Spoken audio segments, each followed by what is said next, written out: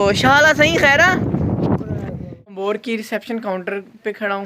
تو ٹکٹ کا تھوڑا سا میں بتا دوں, 50 روپے 30 روپے ٹکٹ ہے, اور فارنرز کے لیے جو ہے جو پاکستان کی نیشنلٹی ہولڈر نہیں ہے ان کے لیے جو ہے 1500 ہے, اور ان کے بچوں کے لیے 100 روپیز ہے. تو اگر آپ نے نائٹ سٹے کرنا ہے, یہاں پہ رکنا ہے, تو اس کے لیے میں تھوڑا سا آپ کو بتا دوں کہ یہاں پہ گیسٹ ہاؤس بنا ہوا ہے, لیکن اس کے لیے یہ ہے کہ آپ کو اپنا کھانا وغیرہ جو ہوگا وہ خود لانا ہوگا, خود سے مینیج کرنا ہوگا.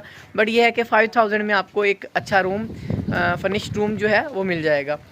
تو اس لیے رہائش کی ٹینشن نہیں ہے. لیکن آپ کو تھوڑا سا میں بتا دوں کہ ٹائمنگ کیا ہے. صبح 8 بجے یہ اوپن ہوتا ہے, اور شام مغرب تک یہ ہے بند کر دیا جاتا ہے. تو اسی حساب سے اپنے آپ کو مینیج کریں. اگر کراچی سے کہیں سے آ رہے ہیں آپ, تو کوشش کریں کہ اسی حساب سے آئیں, کیونکہ آپ کو مغرب کے بعد واپس جانا ہے. اگر اسٹے کریں گے تو اس پہ پھر 5000 آپ کو پے کرنا ہوگا. اچھی خاصی ڈیولپمنٹ ہو گئی ہے بھائی. ایسے سائیں بدنام کیا ہوا ہے, سائیں نے دیکھو یہ کیا لگوا دیا. ادھر تو پورا جنگل ہوتا تھا اور اس طرح کا کوئی سین ہی نہیں ہوتا تھا. تو اب آپ سمجھیں کہ آپ جو ہے وہ انٹرنیشنل سی سائٹ پہ بیٹھے ہیں. لائک تھوڑی تھوڑی جھلک سی جو ہے نا وہ آپ کو دیکھنے کو ملے گی.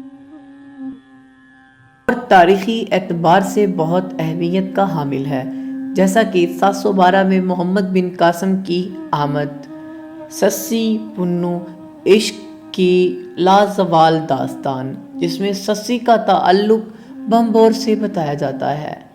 تیسرے نمبر پہ بہت بڑا تاریخی منظر یہاں سے منسوب بھمبور قلعے سے جڑا ہے.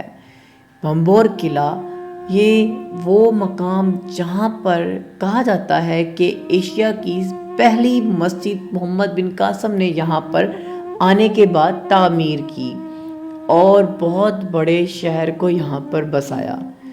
وقت گزرنے کے ساتھ بھمبور شہر تباہ ہوا اور یہاں کی باقیات وقتاً فوقتاً مختلف NGOs کی کھدائی کے دوران ملتی رہتی ہیں, اور بھمبور قلعہ میں بسنے والے وہ تمام لوگ, ان کی روایات, ان کا کلچر آپ کو بھمبور میوزیم میں دیکھنے کو ملتا ہے. کراچی کے لوگوں کے لیے یہ مقام بہت ہی دلکش, خوبصورت ہونے کے ساتھ ساتھ محفوظ بھی ہے. آپ اپنی فیملیز اور بچوں کے ساتھ یہاں پر آ سکتے ہیں.